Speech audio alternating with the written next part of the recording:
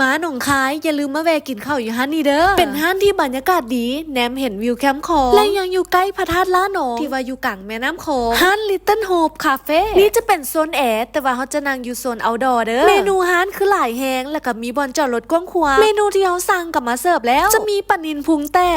279 บาทมีกุ้งปลาหมึกแล้วก็ปลาตัวใหญ่ๆรสชาติถึงเครื่องเลยส่วนตัวนี้เป็นห่อหมกทะเลแบบเผาอ่อนรสชาติคล้ายๆมีกะทิแต่แซ่บต่อมาเป็นสลัดกุ้งทอดราคา129 บาทมายามใดก็ต้องได้สั่งมีอีกอันหนึ่งที่ว่าเจนอยากลองกินก็คือตำข้าวเปียกอยู่นี่รสชาติคืออยู่ลาวบ้านเฮาเลยอันนี้คือแหนมหมูทอดแต่ว่าบ่จือราคาแล้วสั่งมาพร้อมข้าวผัดกุ้ง69 บาทมาต่อที่ของหวานโกโก้นมสดสตรอเบอรี่65 บาทจอกที่2จะเป็นโกโก้นมสดบราวนี่สั่งเป็นปัน85 บาทจอกสุดท้ายนั้นสั่งเป็นมังโมปันเมนูหลายจนเลือกบ่ถึกและสุดท้ายก็เป็นโทสต์ก็จะเปิดทุกมื้อตั้งแต่10 โมงเช้าจนฮอด12 โมงกลางคืนใครที่มาพระธาตุล้านหนองก็อย่าลืมมาแวะฮานนี่เด้อพออยู่ใกล้กันแต่200 เมตร